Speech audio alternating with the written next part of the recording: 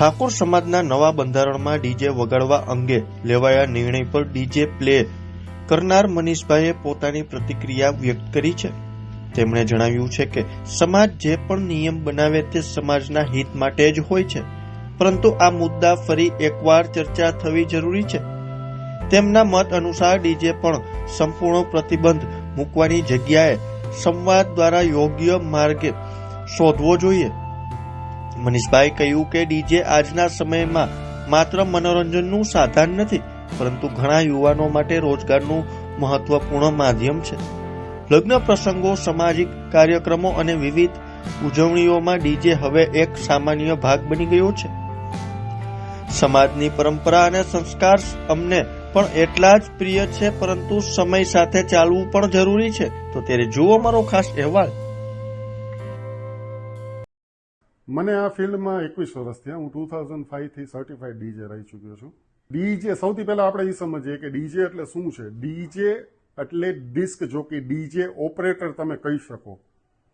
અત્યારે જે ઉત્તર ગુજરાતમાં જે ચાલી રહ્યું છે એને તમે રોડ શો કહી શકો, સાઉન્ડનું પ્રદર્શન કહી શકો, જે આપણે લગ્નમાં કે વરઘોડાને નીકળતા હોય છે એ કહી શકો. તો એનું કોમ્પિટિશન છે.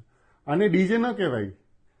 એ લોકો જે ટ્રકમાં જે લે છે એ લેપટોપ દ્વારા એક વર્ચ્યુઅલ નામનું સોફ્ટવેર છે જેમાંથી એ લોકો પ્લે કરે છે, અને એ સામે કોમ્પિટિશનમાં સામે ઉતરી ગયા હતા. એ જ તમને હું વાત કરી કે જે ટ્રકમાં જે ચડાવે છે એ સાઉન્ડ સિસ્ટમ છે, એ સાઉન્ડનું પ્રદર્શન કહી શકો, રોડ શો કહી શકો. એમાં અમારું કોઈ પ્લેયર કે એવું કંઈ હોતું જ નથી.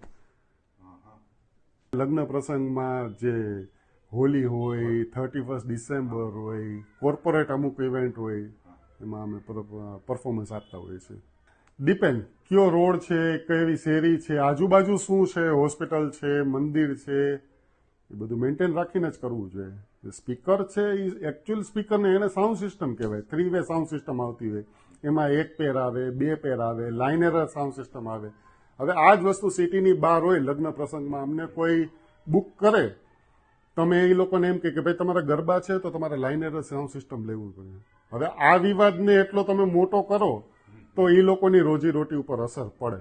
એ લોકોને કંઈક બીજો બિઝનેસમાં, અને આ વસ્તુ સાઉન્ડ વગર ચાલવાની જ નથી. તમારા ઘરે કોઈ પણના પ્રસંગ હોય ત્યારે તમે ગરબા રમો તો ગરબા સાઉન્ડ સિસ્ટમ વગર તો થવાના જ નથી. તમે કેટલી વખત ઢોલ ઉપર રમશો, તમે સારા સિંગરને બોલાવો, સારા ડીજેને બોલાવો, તેમાં સાઉન્ડ સિસ્ટમ ફરજિયાત રૂપે જોશે જ. આપણે બધી એજન્સી એક સ્પીકર ઉપાડવા માણસથી લઈને ટ્રકમાં સાઉન્ડ સિસ્ટમ લઈ આવવાથી લઈ ઓપરેટર, એન્જિનિયરથી લઈને બધાને અસર પડવાની છે.